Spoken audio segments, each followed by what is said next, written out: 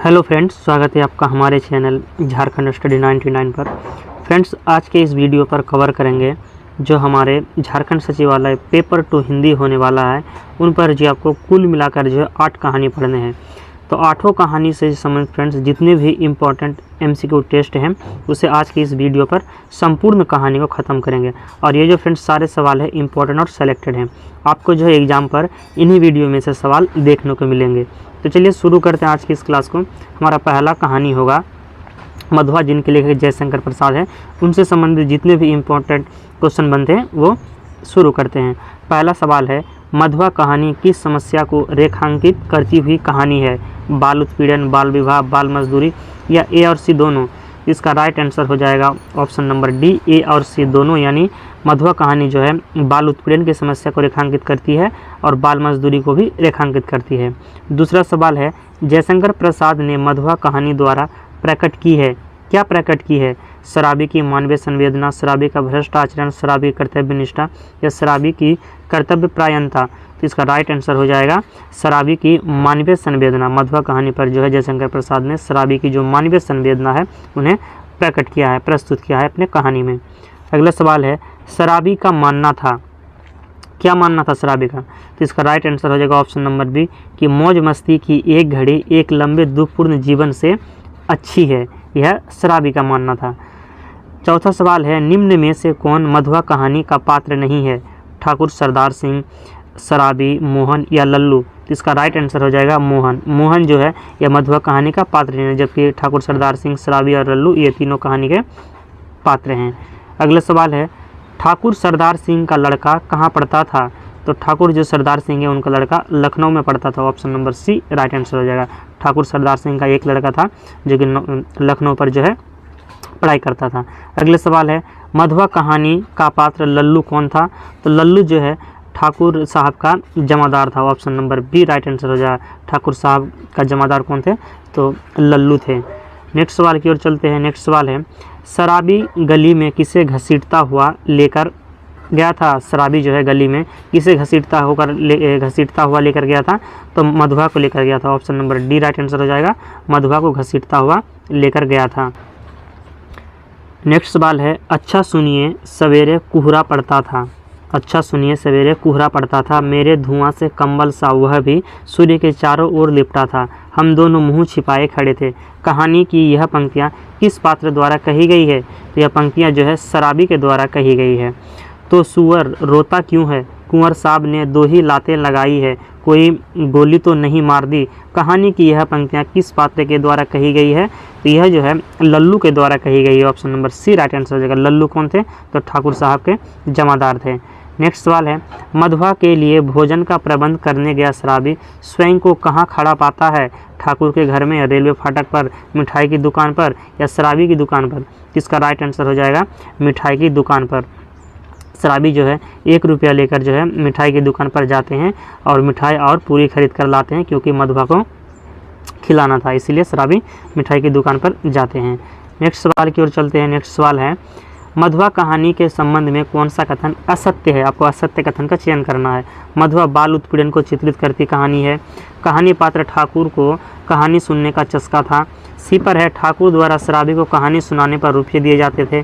D पर है, ठाकुर की संगत के कारण शराबी का हृदय परिवर्तन होता है। तो ये जो आपके डी असत्य हो जाएंगे, क्योंकि ठाकुर की संगत के कारण शराबी का हृदय परिवर्तन नहीं होता है, वह जब मधुआ के संपर्क में आते हैं तो उनका हृदय परिवर्तन होता है। नेक्स्ट सवाल है, निम्न में से कौन मधुआ कहानी का पात्र है? तो मधुआ कहानी का पात्र है Ram ji. Option number B right answer होगा। मधुआ कहानी का पात्र कौन है? तो राम जी है। शराबी की चारित्रिक विशेषताओं में समाहित है, शराबी की चारित्रिक विशेषता में क्या समाहित है? वाक्पटुता, भावुकता और संवेदनशीलता या ये सभी? तो इसका राइट आंसर हो जाएगा शराबी की चारित्रिक विशेषताओं में ये सभी जो चीज़ें हैं, वाक्पटुता, संवेदनशीलता और भावुकता शामिल है। आह कहाँ बताऊँ इसे कि चला जाए? यहाँ पर है कि आह कहाँ, यहाँ पर कैसे होता है? आह कैसे बताऊँ इसे कि चला जाए, कह दूँ कि भाड़ में जा, किंतु वह आज तक दुख की भट्टी में जलता ही तो रहा है। कहानी में यह किसके मनोभाव उद्धृत हुए हैं? तो यहाँ पर किसके मनोभाव उद्धृत हुए हैं? तो शराबी के जो मनोभाव है यह उद्धृत हुए हैं। यह शराबी जो है मन ही मन सोचते हैं कि इसे कहाँ जाने के लिए कहूँ। नेक्स्ट सवाल है, ठाकुर सरदार सिंह किस प्रकार का व्यक्ति था? बिलासी, निर्दयी, मनोरंजन प्रिय या ये सभी। तो इसका राइट आंसर हो जाएगा ये सभी। ठाकुर सरदार सिंह जो है मनोरंजन प्रिय व्यक्ति थे, क्योंकि वह शराबी से कहानियाँ सुना करता था, तो मनोरंजन प्रिय हो गया। इसके बाद बिलासी और निर्दयी व्यक्ति थे। नेक्स्ट सवाल है, एक चिंतापूर्ण आलोक में आज पहले शराबी ने देखा घुटनों से ठुड्डी लगाए हुए उस निरीह बालक को। प्रस्तुत पंक्तियों में कहानी की भाषा का कौन सा गुण विद्यमान है? चित्रात्मकता का, नाटकीयता का, प्रतीकात्मकता या प्रभात्मकता। तो इसका राइट आंसर हो जाएगा ये जो है यह एक नाटकीयता का प्रतीक है। Option number D right answer हो जाएगा नाटकीयता का। नेक्स्ट सवाल है, मधुआ चारित्रिक विशेषताओं में समाहित थी। मधुआ की जो चारित्रिक विशेषता है इसमें क्या शामिल था? निष्कपटता, दृढ़ संकल्प, सरलता या ये सभी। इसका राइट आंसर हो जाएगा ये सभी। मधुआ की जो चारित्रिक विशेषता है सरलता था, वह सरल स्वभाव का था और दृढ़ संकल्प भी था और निष्कपटता का भाव उनमें जो है समाहित था, उनके चरित्र की बात करें तो। अगला सवाल है, बालक मधुआ का शोषण किसके द्वारा किया गया था? तो लल्लू के द्वारा, कुंवर साहब के द्वारा, शराबी के द्वारा, ये भी दोनों के द्वारा। तो इसका राइट आंसर हो जाएगा लल्लू और कुंवर साहब के द्वारा। लल्लू कौन थे फ्रेंड्स? तो लल्लू जो है ठाकुर जमादार साहब के जो है ये ठाकुर सरदार सिंह के जमादार थे लल्लू। नेक्स्ट सवाल है, शराबी के मन में मधुआ के लिए संवेदना के फूल अंकुरित किस कारण हुए थे? मधुआ के सहयोगी स्वभाव के कारण, मधुआ की दुखपूर्ण स्थिति को देखकर, या मधुआ की सरलता व निष्कपटता के कारण, या मधुआ के चारित्रिक गुणों को देखकर। इसका राइट आंसर हो जाएगा कि शराबी के मन में जो मधुआ के लिए संवेदन के फूल अंकुरित होते हैं, तो मधुआ की दुखपूर्ण स्थिति को देखकर। Option number B right answer हो जाएगा। मधुआ की दुखपूर्ण स्थिति को देखकर जो है शराबी के मन में संवेदना के भाव अंकुरित हो। नेक्स्ट सवाल है हमारा, अब जो है फ्रेंड्स हमारा यहाँ पर 19 MCQ टेस्ट था मधुआ कहानी से संबंधित। अब है हमारा ठाकुर का कुआं कहानी। और ठाकुर का कुआं कहानी जिनके लेखक मुंशी प्रेमचंद है, इनसे जितने भी इंपॉर्टेंट MCQ टेस्ट बनते हैं वो सारे कवर हो जाएंगे। और यहाँ पर जो फ्रेंड्स आपके जो है एक ही वीडियो पर जो सारे कहानियों को कवर किया गया था। वीडियो के अंत तक जरूर बने रहिएगा। अगर आपको वीडियो पसंद आए तो एक लाइक जरूर कीजिएगा और चैनल में तो सब्सक्राइब कीजिएगा। अगला सवाल है हमारा यानी 20वां सवाल, ठाकुर का कुआं से संबंधित, कि ठाकुर का कुआं कहानी किस सामाजिक समस्या पर आधारित है? जातिवाद, बेरोजगारी, भ्रष्टाचार या दहेज प्रथा। तो इसका राइट आंसर हो जाएगा ऑप्शन नंबर ए जातिवाद। ठाकुर का कुआं कहानी जो है जातिवाद समस्या पर आधारित है। ठाकुर का कुआं कहानी में जाति प्रथा से त्रस्त समाज का प्रतिनिधित्व करती है। कौन करती है प्रतिनिधित्व? तो गंगी करती है। Option number C right answer हो जाएगा गंगी। नेक्स्ट सवाल है, निम्न में से कौन ठाकुर का कुआं कहानी का पात्र नहीं है? तो ठाकुर का कुआं का पात्र ठाकुर है, जोखू है और गंगी भी है, यानी आपका जो बी जो सिलिया जो है ये नहीं है। ठाकुर का कुआं के संबंध में कौन सा कथन असत्य है? इस कहानी के पात्र वर्ग का प्रतिनिधित्व, इस कहानी के जो पात्र है वर्ग का प्रतिनिधित्व करते हैं। इस कहानी में ग्रामीण परिवेश को दर्शाया गया है। यह कहानी दलित जीवन को आधार बनाकर रची गई है, या इस कहानी का नायक ठाकुर है। तो ये जो डी है आपके ये असत्य हो जाएंगे, क्योंकि इस कहानी का नायक जो है ठाकुर नहीं है, जबकि गंगी है। इस कहानी का नायक की बात करें तो गंगी है और जोखू है, तो इसलिए यहाँ पर नायक ठाकुर नहीं है, ये गलत आंसर हो जाएगा। नेक्स्ट सवाल है, कहानी में प्रेमचंद द्वारा दर्शाया गया है, क्या दर्शाया गया है? किसानों के जीवन की व्यथा, दलितों के जीवन की व्यथा, राजनीतिक समस्याएं या नारी के जीवन की व्यथा। तो ये जो कहानी है फ्रेंड्स इसमें जो है दलितों के जीवन की व्यथा को दर्शाया गया। Option number B right answer है। ठाकुर का कुआं किस प्रकार का कहानी है? तो ये जो है फ्रेंड्स आपके यथार्थवादी कहानी है। Option number A right answer हो जाएगा। ठाकुर का कुआं किस प्रकार की कहानी है? तो यथार्थवादी कहानी है। नेक्स्ट सवाल है, ठाकुर का कुआं किस प्रकार की कहानी है? तो यथार्थवादी हो गया। इसके बाद हमारा अगला सवाल, हाथ पांव तुड़वाएगी और कुछ ना होगा, बैठ चुपके से। कहानी की यह पंक्तियाँ किस पात्र द्वारा कही गई है? तो यह पात्र जो है जोखू के द्वारा कही गई है। जब जो है जोखू गंदा पानी पीने की कोशिश करते हैं तो गंगी उनसे मना करते हैं और कहते हैं कि मैं ठाकुर का कुआं से पानी लेकर आती हूँ। तभी जो है जोखू कहते हैं कि हाथ पाँव तुड़वाएगी और कुछ नहीं होगा, क्योंकि ठाकुर का कुआं से जो है पानी लाने जाएगा तो उन्हें मारेगा, इसलिए यह कथन जो है जोखू कहते हैं। नेक्स्ट सवाल है, गंगी की चारित्रिक विशेषताओं में समाहित है साहस, विद्रोह की भावना, त्याग की भावना, ये सभी। तो इसका राइट आंसर हो जाएगा ये सभी। गंगी की चारित्रिक विशेषताओं में तीनों विशेषताएं शामिल है। नेक्स्ट सवाल है, ठाकुर का कुआं कहानी के पात्र गंगी के संबंध में कौन सा कथन असत्य है, आपको जो है असत्य कथन का चयन करना है। गंगी कहानी की मुख्य स्त्री पात्र है, ये तो कथन सत्य है। गंगी जोखू की पत्नी है, ये भी सत्य है। गंगी ऊंच नीच के भेदभाव को मानने को तैयार नहीं है, ये भी सत्य है। और गंगी ठाकुर के कुएं से पानी भरने का साहस नहीं कर पाती है, ये आपका सत्य है, क्योंकि वह जो है साहस कर पाती है। अगला सवाल है, प्रेमचंद द्वारा गंगी की मानसिक विजय किसके ऊपर दिखाई गई है? तो रिवाजी पाबंदियों व मजबूरियों, ऑप्शन नंबर जो सी है इसका राइट आंसर हो जाएगा। रिवाजी जो पाबंदी व मजबूरी है उस पर जो है विजय होता हुआ दिखाया गया है, ये मानसिक विजय की बात किया गया है। नेक्स्ट सवाल है, निम्न में से कौन ठाकुर का कुआं कहानी का पात्र है? तो ठाकुर का कुआं कहानी का पात्र हो गया फ्रेंड्स सबके Jokhu, option number D right answer हो जाएगा जोखू। निम्नलिखित चारित्रिक विशेषताओं में से गंगे की विशेषताओं में सम्मिलित नहीं है, क्या है जो गंगे की विशेषता में शामिल नहीं है? सामाजिक कुरीतियों के प्रति आक्रोशित, जोखू के प्रति समर्पण की भावना, ठाकुर के कुएं से पानी भरने का साहस करने वाली, या सामाजिक कुरीतियों के प्रति आवाज़ उठाने वाली। तो ऑप्शन नंबर डी जो है ये समाहित नहीं है, जबकि आपके ए, बी और सी तीनों सम्मिलित है। नेक्स्ट है अब हमारा फ्रेंड्स नीलम देश की राजकन्या कहानी, जिनके लेखक जैनेंद्र कुमार है। तो चलिए अब नीलम देश की राजकन्या से जितने भी सवाल बनते हैं वो सारे कवर करते हैं। पहला सवाल है, रचनाकार जैनेंद्र ने नीलम देश की राजकन्या कहानी में व्यक्ति मन के किन भावों का अंकन किया है? तो शंकाओं का, प्रश्नों का, आंतरिक गुत्थियों का, ये सभी का। तो इसका राइट आंसर हो जाएगा ऑप्शन नंबर डी, ये सभी। रचनाकार जैनेंद्र जो है नीलम देश की राजकन्या कहानी पर जो है मन के शंका के भाव, प्रश्नों का और आंतरिक गुत्थियों का जो है अंकन किया है। नेक्स्ट सवाल है, नीलम देश की राजकन्या कहानी में दर्शाया गया है, क्या दर्शाया गया है? राजकन्या के अंतर्द्वंद्वों को, राजकन्या के प्रति प्रतिरोध के स्वर को, राजकन्या की विशेषताओं को, या उपरोक्त में से कोई नहीं। इसका राइट आंसर हो जाएगा ऑप्शन नंबर ए, राजकन्या के अंतर्द्वंद्वों को जो है दर्शाया गया है। नीलम देश की राजकन्या कहानी किस पर आधारित है? तो ये जो है मनोविश्लेषणवाद पर आधारित है, option number C right answer हो जाएगा मनोविश्लेषणवाद। नीलम देश की राजकन्या कहानी में दर्शन होते हैं, ये जो कहानी है नीलम देश की राजकन्या, इस पर किस चीज़ के दर्शन होते हैं? प्रतीकात्मक अध्यात्म के, चित्रात्मक अध्यात्म के, या संकेतात्मक अध्यात्म के, या ईर्ष्या के? तो इसका राइट आंसर हो जाएगा ऑप्शन नंबर ए, प्रतीकात्मक अध्यात्म के दर्शन होते हैं। नेक्स्ट सवाल की ओर चलते हैं। नेक्स्ट सवाल है, राजकन्या के अंतर्मन का प्रेम किस भाव में स्थिर है? अवसाद में, डर में, दबाव में, या ये सभी में? तो इसका राइट आंसर हो जाएगा ऑप्शन नंबर डी, ये सभी। अगला सवाल है, राजकन्या को एकाएक किन्नरी बालाओं का हास कौतुक क्यों फीका लगने लगता है? तो राजकुमार की प्रतीक्षा के कारण जो है फीका लगने लगता है, option number D right answer है। नेक्स्ट सवाल है, राजकन्या का महल था, राजकन्या का जो महल क्या था? पुखराज का, पन्ने का, हीरे का, ये सभी। तो इसका राइट आंसर हो जाएगा ये सभी। राजकन्या की सेविकाएं थी, राजकन्या की सेविकाएं कौन थी? अप्सराएं, गंधर्वबालाएं, किन्नरियाएं, या ये सभी? तो इसका राइट आंसर हो जाएगा ये सभी। निम्न में कौन नीलम देश की राजकन्या कहानी का पात्र नहीं है? किन्नरियाँ, अप्सराएं, गंधर्वबालाएं, या दासियाँ? तो इसका राइट आंसर हो जाएगा नहीं है पूछा है, तो इसका डी आंसर राइट आंसर हो जाएगा डी, दासियाँ जो है नहीं थी, option number D right answer है। नेक्स्ट सवाल है, राजकन्या अपने अंतर्मन में किसके होने की बात स्वीकार करती है? तो इसका राइट आंसर हो जाएगा फ्रेंड्स ऑप्शन नंबर बी, राजकुमार के होने की बात कहा गया है। राजकन्या को पुष्पहार के समान सदैव कौन घेरे रहता है? तो किन्नरियाँ व अप्सराएं, हमेशा जो है किन्नरियाँ व अप्सराएं जो है राजकन्या को पुष्पहार के समान सदैव घेरे रहता है। अगला सवाल है, किन्नरियों के मन में शंका के भाव उत्पन्न क्यों होते हैं?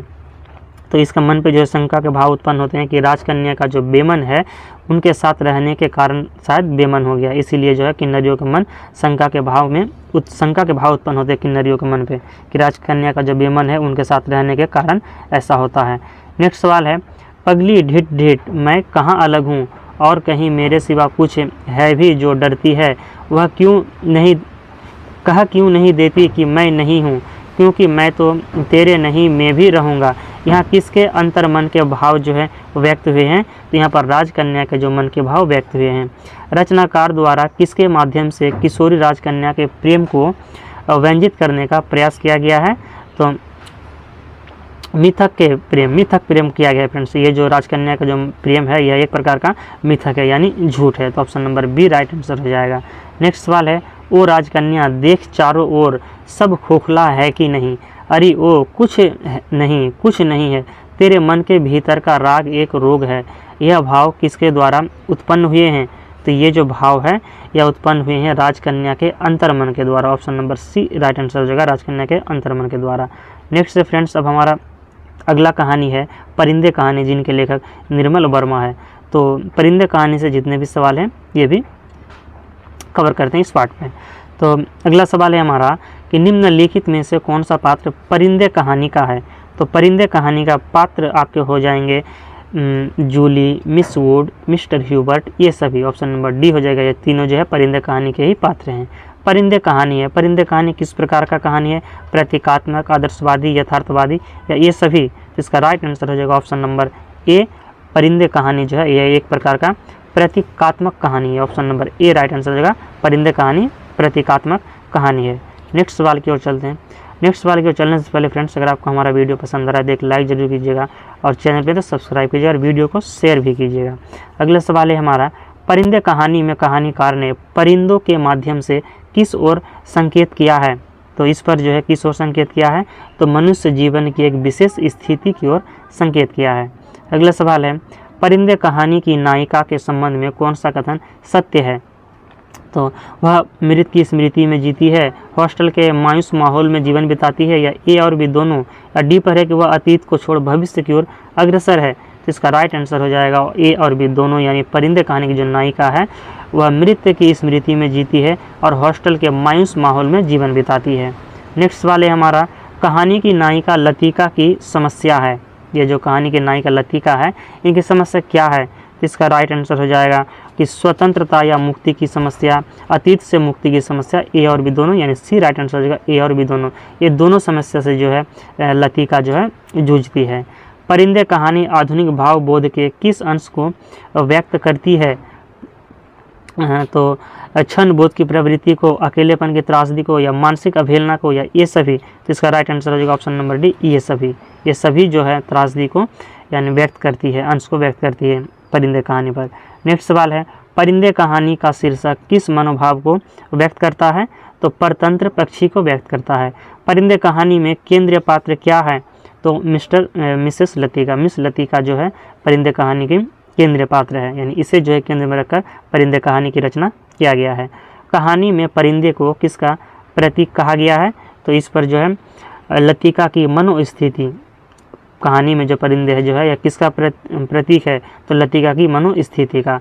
अजी मेम साहब अभी क्या सर्दी आई है, बड़े दिनों में देखना कैसे दांत कटकटाते हैं। कहानी में यह पंक्तियाँ किसके द्वारा कही गई है, तो ये कही गई है करीमुद्दीन के द्वारा। Option number D right answer हो जाएगा, करीमुद्दीन के द्वारा।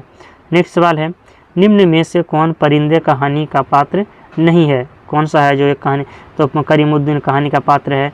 इसके बाद डॉक्टर मुखर्जी भी जो है आपका कहानी का पात्र है और सुधी भी जो है कहानी का पात्र, जबकि हेमंती नहीं है। मेरे संग स्नोफॉल देखने कोई नहीं ठहरेगा, यह पंक्तियाँ कहानी के किस पात्र द्वारा कही गई है, तो यह लतिका के द्वारा कही गई, मिस लतिका के द्वारा जो है यह कथन कहा गया, यानी option number C right answer है। नेक्स्ट सवाल है गिरीश नेगी कौन था। तो गिरीश नेगी जो है मेजर गिरीश नेगी ये मेजर थे, तो मेजर गिरीश नेगी कौन थे, तो वो थे कुमाऊं रेजिमेंट का captain. Option number D right answer हो जाएगा, कुमाऊं रेजिमेंट का कैप्टन। चार्ल्स बोवर नाम द्वारा किसे पुकारा जाता था, तो गिरीश नेगी को, चार्ल्स बोवर के नाम से किसे पुकारा जाता था, गिरीश नेगी को। किसी चीज़ को न जानना गलत है, तो जानबूझकर न भुला पाना व हमेशा जोंक की तरह चिपटे रहना भी गलत है।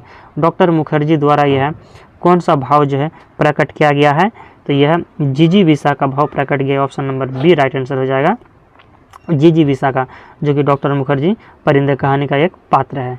अगला सवाल है हमारा लतिका का गिरीश नेगी से परिचय किसने करवाया था, तो इनका जो परिचय है डॉक्टर मुखर्जी करवाते हैं। हर साल सर्दी की छुट्टियों से पहले ये परिंदे मैदानों की ओर उड़ते हैं, इस कथन में क्या भाव निहित है, तो परिंदे के जीवन में ठहराव नहीं है, यह भाव निहित है। Option number B right answer है। नेक्स्ट सवाल है डॉक्टर मुखर्जी कॉन्वेंट स्कूल में कौन सा विषय पढ़ाते थे। डॉक्टर जो मुखर्जी थे तो वह कॉन्वेंट स्कूल में जो है कौन सा विषय पढ़ाते थे, तो hygiene physiology. Option number C right answer होगा, हाइजीन फिजियोलॉजी। सब कुछ होने के बावजूद यह क्या है जो हमें चलाए रखता है, हम रुकते हैं तो भी अपने बहाव में हमें वह हमें घसीट लिए जाता है। यहाँ किसकी ओर संकेत है तथा कहानी के किस पात्र द्वारा यह कहा गया है? तो यह कहा गया है लतिका का अदृश्य शक्ति की ओर। यह किसके द्वारा कहा गया? तो लतिका का जो अदृश्य शक्ति है उन्हीं के द्वारा जो यह कहा जाता है, यानी भाव प्रकट किया जाता है। नेक्स्ट सवाल है, सब लड़कियां एक दूसरे के ऊपर गिरती पड़ती किसी नीली वस्तु को छूने के लिए भाग दौड़ करने लगी। पंक्ति में किस नीली वस्तु की ओर संकेत किया गया है? तो इसका राइट आंसर हो जाएगा नीले लिफाफे के पत्र की ओर। Option number A right answer है। अगला सवाल है, अपने देश का सुख कहीं और नहीं मिलता, यहाँ आप चाहे कितने वर्ष रह ले अपने को हमेशा अजनबी ही पाएंगे। यह पंक्तियाँ कहानी के किस पात्र के द्वारा कहा गया है? तो ये कहा गया है मिस वुड के द्वारा। Option number B right answer हो जाएगा मिस वुड। अब नेक्स्ट कहानी है हमारा दिल्ली में एक मौत, जिनके लेखक कमलेश्वर हैं। फ्रेंड्स, आज की इस वीडियो पर जो है सारे कहानी को कवर कर लेंगे, यानी सारे कहानी जो एक ही वीडियो पर आपके समाप्त हो जाएंगे। तो अब सारे कहानी से जितने भी संबंधित सवाल है आप वीडियो का अंत तक बने रहेगा और सारे सवालों को एक बार देख लीजिएगा, क्योंकि सारे सवाल इंपॉर्टेंट हैं और यह सवाल एग्जाम पर जरूर से जरूर आएंगे। अब हमारा दिल्ली में एक मौत, जिनके लेखक कमलेश्वर हैं। पहला सवाल है, दिल्ली में एक मौत कहानी व्यक्त करती है। दिल्ली में एक मौत जो कहानी है यह क्या व्यक्त करती है? तो महानगरीय संवेदना की निर्ममता को व्यक्त करती है, यानी महानगर के बारे में बताया गया है। नेक्स्ट सवाल है, निम्न में से कौन दिल्ली में एक मौत कहानी का पात्र नहीं है? कौन सा एक पात्र है जो दिल्ली में एक मौत कहानी का पात्र नहीं है? तो मिस्टर वासवानी है, मिसिज वासवानी भी है, अतुल भवानी भी है, जबकि मिसिज मवानी ये नहीं है। ऑप्शन नंबर डी जो है नहीं है, जबकि ए बी सी तीनों कहानी का पात्र है। अगला सवाल है, कमलेश्वर ने दिल्ली में एक मौत कहानी में उजागर किया है। वह क्या उजागर किए हैं? तो बदलते सामाजिक सांस्कृतिक मूल्यों को उजागर किया है कमलेश्वर ने दिल्ली में एक मौत कहानी में। अगला सवाल है, मिसिज वासवानी द्वारा लेखक ने उजागर किया है, किस चीज़ को उजागर किया है? तो फैशन परस्त स्त्रियों का अमानवीय व्यवहार को जो है उजागर किया है लेखक ने। किसके माध्यम से? तो मिसिज वासवानी के माध्यम से। नेक्स्ट सवाल है, लेखक सेठ दीवानचंद की शव यात्रा में शामिल क्यों नहीं होना चाहता था? सेठ दीवानचंद से आत्मीय संबंध न होने के कारण, दिल्ली में अधिक सर्दी होने के कारण, या अतुल भवानी तथा सरदार जी के शव यात्रा में शामिल न होने के आभास के कारण, या ये सभी? तो इसका राइट आंसर हो जाएगा दिल्ली में अधिक सर्दी होने के कारण।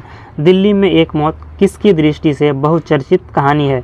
नवीन भावबोध, नवीन शिल्प, या ए और बी दोनों? तो इसका राइट आंसर हो जाएगा ऑप्शन नंबर सी, ए और बी दोनों। दिल्ली में एक मौत जो कहानी है यह नवीन भावबोध और नवीन शिल्प पर बहुचर्चित कहानी है।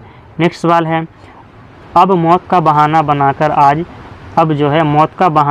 आज छुट्टी ही ले लूँ, वाक्य द्वारा लेखक ने किस पर कटाक्ष किया है? तो ये क्या है? शहरी जीवन शैली पर कटाक्ष किया। ऑप्शन नंबर ए सही आंसर है। दिल्ली में एक मौत कहानी के पात्रों को आधार बनाकर लेखक क्या प्रदर्शित करना चाहता है? तो महानगरीय लोगों की मनोस्थिति को प्रदर्शित करना चाहता है। नेक्स्ट सवाल है, आइए सरदार जी अब देर हो रही है, 10 बज चुका है, कहानी की यह पंक्तियाँ किस पात्र के द्वारा कही गई है? तो अतुल भवानी के द्वारा कहा गया। Option number D right answer है, अतुल भवानी के द्वारा यह कथन कहा गया है। दिल्ली में एक मौत कहानी के आधार पर बताइए कि महानगरीय सभ्यता में किन मानवीय मूल्यों का विघटन हुआ है? तो इस पर जो विघटन हुआ है, रिश्तों की भाव संपदा का क्षरण, पारस्परिक संबंधों का अलगाव, या संवेदनाओं का ह्रास, यानी ये सभी जो है विघटन हुआ है, ए बी सी तीनों। नेक्स्ट सवाल है, कहानी में देशकाल व वातावरण की दृष्टि से लेखक ने चित्रण किया है, किसे चित्रण किया है? तो इसका राइट आंसर हो जाएगा ऑप्शन नंबर ए, दिल्ली की भीड़ भाड़ से भरी जिंदगी का चित्रण किया है।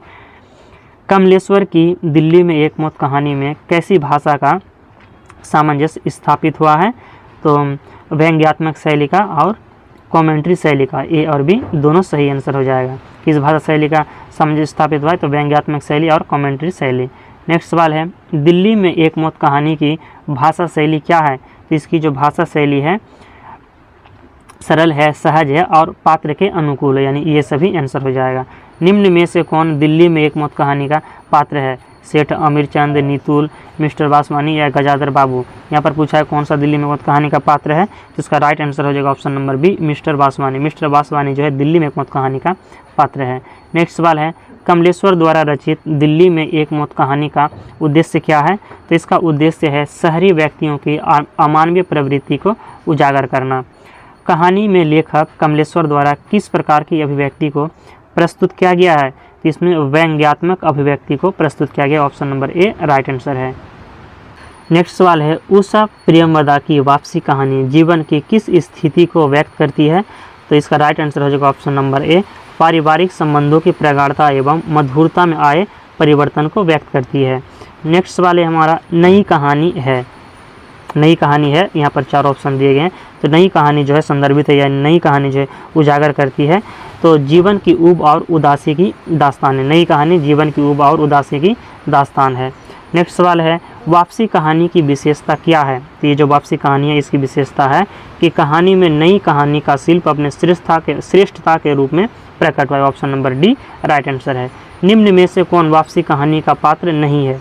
नरेंद्र, बसंती, अमर या महेंद्र? तो इसका राइट आंसर हो जाएगा friends option number D, Mahendra जो है वापसी कहानी का पात्र नहीं है, जबकि नरेंद्र है, बसंती है और अमर है। अगला सवाल है हमारा, गजाधर बाबू वर्षों तक कहाँ कार्यरत थे? गजाधर बाबू जो है ये जो है वो वर्षों तक कहाँ पर कार्यरत थे? तो इसका राइट आंसर हो जाएगा ऑप्शन नंबर बी, रेलवे विभाग में। गणेशी कौन था? तो गणेशी जो है गजाधर बाबू का नौकर, गजाधर बाबू का मित्र या रानीपुर रेलवे स्टेशन पर चाय नाश्ता बेचने वाला? तो इसका राइट आंसर हो जाएगा रानीपुर रेलवे स्टेशन पर चाय बेचने वाला था। नेक्स्ट सवाल है, आप अकेले क्यों बैठे हो और बच्चे कहाँ चले गए? गजाधर बाबू से यह किसने कहा है? तो यह कहा है उनकी पत्नी ने। Option number B right answer हो जाएगा पत्नी ने। व्यक्ति समय परिवर्तन के साथ किस प्रकार महत्वहीन और अवांछनीय बनता जाता है? इस क्रूर विडंबना को लेखिका ने किस पात्र के द्वारा प्रस्तुत किया है? तो गजाधर बाबू के द्वारा प्रस्तुत किया। Option number D right answer है। अगला सवाल है, यह थी क्या उनकी पत्नी जिसके हाथों के कोमल स्पर्श, जिसकी मुस्कान की याद में उन्होंने संपूर्ण जीवन काट दिया था? प्रस्तुत पंक्तियों में लेखिका ने किसकी मनोदशा का वर्णन किया है? तो ये क्या है? गजाधर बाबू के मनोदशा का वर्णन किया है। उषा प्रियंवदा की वापसी कहानी आधारित है, किस पर आधारित है? राजनीतिक समस्याओं पर, पारिवारिक समस्याओं पर, आर्थिक समस्याओं पर, या डी पर दिया है ऑप्शन नंबर डी पर कि सामाजिक समस्याओं पर? जिसका राइट आंसर हो जाएगा पारिवारिक समस्याओं पर आधारित जो है यह उषा प्रियंवदा की कहानी है वापसी कहानी। वापसी कहानी में लेखिका द्वारा व्यंजित की गई है, क्या व्यंजित की गई थी? आत्मीयता का, करुणा का, ए और बी दोनों, या लाक्षणिकता का? तो इसका राइट आंसर हो जाएगा ए और बी दोनों, यानी आत्मीयता का और करुणा का जो भाव है लेखिका द्वारा व्यंजित की गई वापसी कहानी में। फ्रेंड्स, वापसी कहानी के लेखक उषा प्रियंवदा का है और उषा प्रियंवदा का जन्म जो है यह कब हुआ है, ये आपको कमेंट बॉक्स में बताना है कि उषा प्रियंवदा का जन्म कब हुआ है, क्योंकि आपके जो एग्जाम पर तो ईस्वी से भी सवाल पूछा जा सकता है। तो आप ये कमेंट में बताइए कि उषा प्रियंवदा का जन्म कब हुआ है। नेक्स्ट सवाल है, वापसी कहानी का शीर्षक उपयुक्त किस प्रकार माना जा सकता है? तो कहानी वापसी की घटना पर केंद्रित है, कथा का प्रारंभ गजाधर बाबू के घर वापसी से होता है और कथा का अंत गजाधर बाबू की घर से वापसी पर होता है, घर से वापसी से भी होता है। तो उपरोक्त सभी, इसका राइट आंसर हो जाएगा उपरोक्त सभी। गजाधर बाबू किसकी उपेक्षा के पात्र बने थे? तो परिवार के। Option number B right answer हो जाएगा, गजाधर बाबू परिवार के जो है उपेक्षा के पात्र बने थे। गजाधर बाबू को आधार बनाकर लेखिका द्वारा वृद्ध पीढ़ी के किन भावों को प्रकट किया गया है? तो असंतोष और अवसाद को प्रकट किया गया। Option number C right answer हो जाएगा। गजाधर बाबू के बेटे, बहू और बेटी युवा पीढ़ी के किस विचारधारा के पोषक थे? तो स्वच्छंदतावादी के पोषक थे। नेक्स्ट सवाल है, वापसी कहानी के संवाद किस रूप में लिखे गए हैं? सरल, सहज, आक्षणिक या भावपूर्ण? इसका राइट आंसर हो जाएगा ऑप्शन नंबर डी, ये सभी जो है संवाद रूप में लिखे गए हैं कि सरल सहज है वापसी कहानी का संवाद, और आक्षणिक है और भावपूर्ण है। पीढ़ीगत अंतराल तथा भावनात्मक अंतराल के आधार पर वापसी कहानी किस प्रकार के वातावरण में विकसित हुई है? तो ये जो विकसित हुई है फ्रेंड्स, इसका राइट आंसर हो जाएगा ऑप्शन नंबर डी, ये सभी, यानी तनाव में, असंतोष में और द्वंद्व का वातावरण जो है ये वापसी कहानी पर देखने को मिलता है। नेक्स्ट सवाल है, वापसी कहानी की भाषा शैली कैसी है? तो सहज और सरल है और स्वाभाविक है, यानी option number C right answer हो जाएगा, ए और बी दोनों। निम्न में से कौन वापसी कहानी का पात्र है? तो वापसी कहानी का पात्र हो गया आपका अमर। अमर जो है वापसी कहानी का पात्र है। गजाधर बाबू की चारित्रिक विशेषताओं में समाहित है व्यवहार कुशलता, उदारता, सहिष्णुता, ये सभी। तो ये इसका राइट आंसर हो जाएगा ये सभी। गजाधर बाबू की चारित्रिक विशेषताओं में ये तीनों चीज़ देखने को मिलते हैं, व्यवहार कुशलता, उदारता और सहिष्णुता।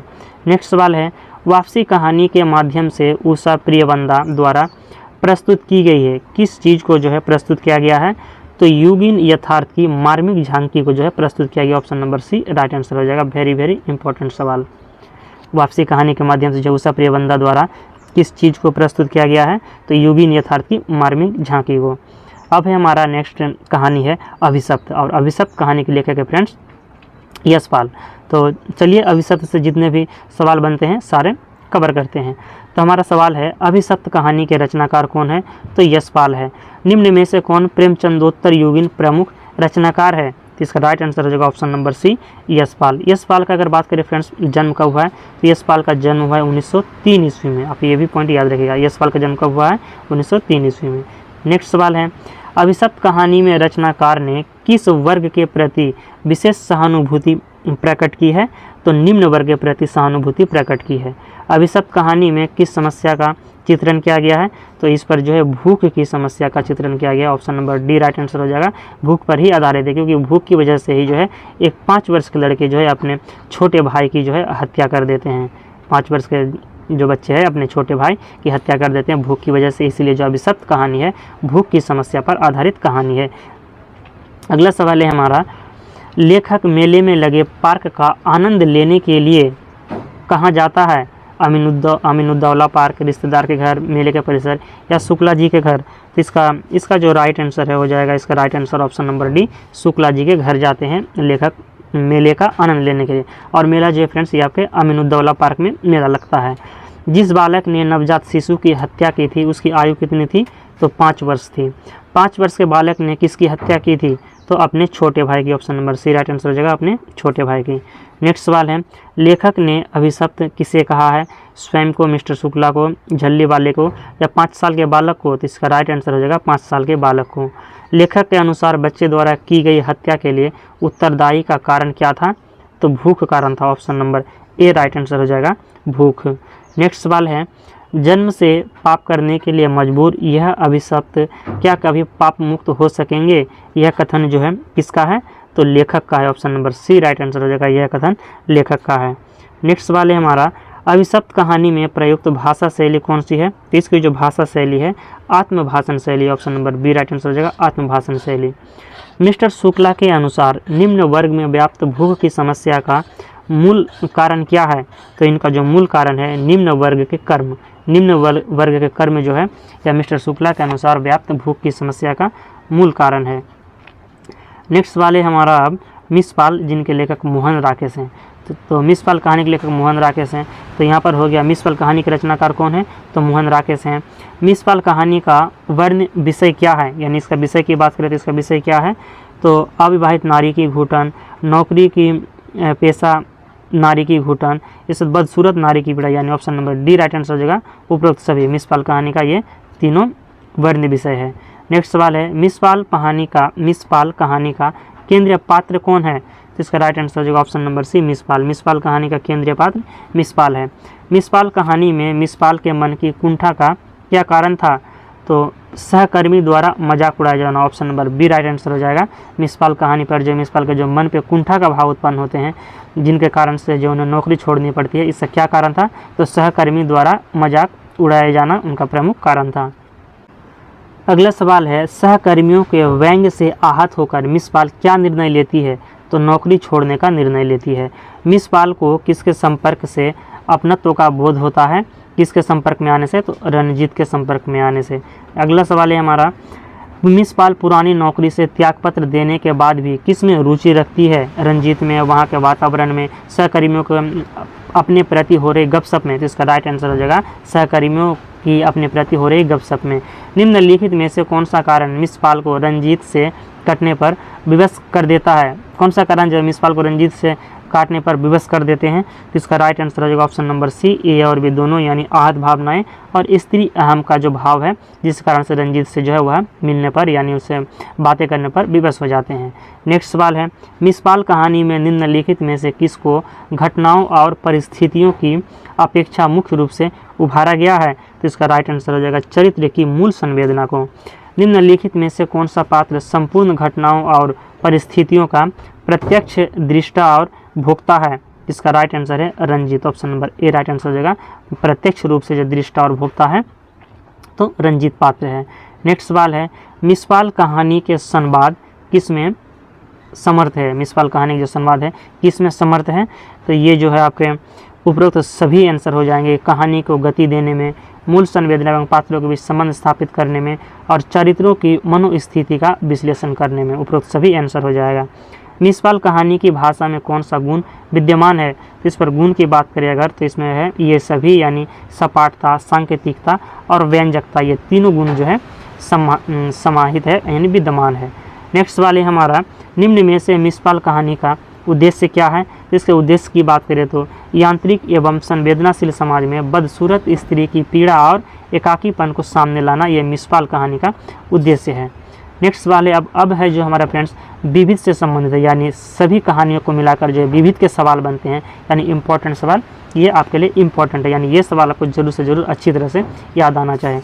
इस तरह के जो फ्रेंड्स कूट से संबंधित यानी सूची का मिलान करने से संबंधित जो सवाल आपको एग्जाम पर जो है जरूर देखने को मिलेंगे।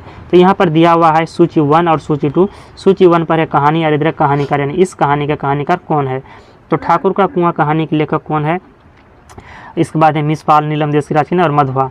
तो आपका जो है मधुआ कहानी के लेखक हो जाएंगे आपके जयशंकर प्रसाद। मधुआ कहानी के लेखक कौन है? जयशंकर प्रसाद है। नीलम देश की राजकन्या कहानी के लेखक कौन है? तो जैनेंद्र है। नीलम देश की राजकन्या जैनेंद्र। ठाकुर का कुआं कहानी के लेखक है मुंशी प्रेमचंद और मिसपाल कहानी के लेखक है मोहन राकेश। तो आपके ये मिलन सही हो जाएंगे।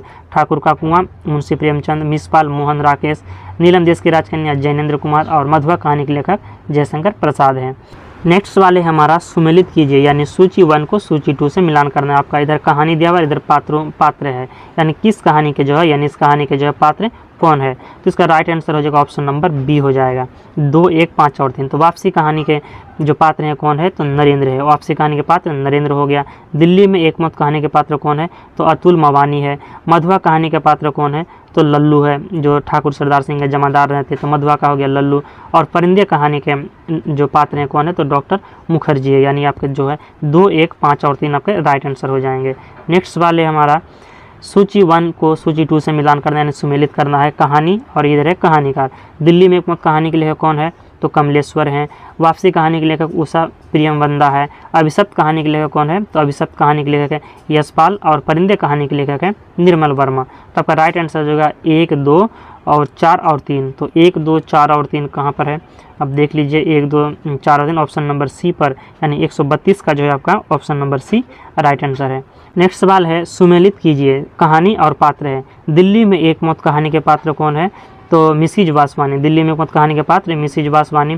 वापसी कहानी के पात्र हैं अमर। वापसी कहानी के पात्र कौन है? अमर है। ठाकुर का कुआं के पात्र हैं गंगे। ठाकुर के कुआं के पात्र कौन है? गंगे है। और नीलम देश की जो राजकन्या है इनके पात्र हो जाएंगे आपके किन्नरियाँ। तो आपके ये राइट आंसर हो जाएंगे 3, 4, 5, 2। ये आपको अच्छी तरह से पात्र जो है याद करना है। नेक्स्ट वाले हमारा सुमेलित कीजिए, यानी इधर दिया हुआ है कहानी और इधर दिया हुआ है पात्र। आपको कहानी को जो है पात्र से सुमेलित करना है। तो इसका जो राइट आंसर है फ्रेंड्स ऑप्शन नंबर सी होगा 3, 1, 2, 4। यानी नीलम देश की राजकन्या के जो पात्र हैं तो आपके अप्सराएं हैं। नीलम देश की राजकन्या के पात्र कौन है? तो अप्सराएं हैं। मिसपाल कहानी के पात्र कौन है? तो इस पर जो है मिसपाल कहानी के पात्र हैं रंजीत। मिसपाल कहानी के पात्र कौन है? रंजीत हैं। इसके बाद है मधुआ। मधुआ कहानी के पात्र कौन है? तो मधुआ कहानी के पात्र हैं शराबी। मधुआ कहानी के पात्र कौन है? शराबी हैं। और ठाकुर का कुआं जो कहानी है इनके पात्र हैं जोखू। ठाकुर का कुआं कहानी के पात्र कौन है? तो जोखू हैं। तो फ्रेंड्स हमारा यहाँ पर जो है जितने भी कहानी से संबंधित संपूर्ण कहानी संबंधित जितने भी MCQ टेस्ट बन रहे थे सारे कंप्लीट होता है। तो आज का वीडियो अगर फ्रेंड आपको पसंद आया तो आप वीडियो को लाइक जरूर कीजिएगा और इस वीडियो को शेयर भी कीजिएगा। और इसका जो PDF है फ्रेंड्स आप हमारे टेलीग्राम चैनल झारखंड स्टडी 99 पर संपूर्ण कहानी का PDF आपको विथ आंसर मिल जाएगा। तो आप टेलीग्राम चैनल से जुड़ जाइएगा। डिस्क्रिप्शन पे मैं टेलीग्राम चैनल का लिंक दे दूँगा। तो फ्रेंड्स आपको आज का वीडियो कैसा लगा है आप कमेंट बॉक्स में ज़रूर बताइएगा। और जो नेक्स्ट वीडियो होगा वो आपके किस टॉपिक पर होगा आप कमेंट बॉक्स में ज़रूर बताइएगा। तो मिलते हैं नेक्स्ट वीडियो को लेकर बहुत जल्द। जय हिंद।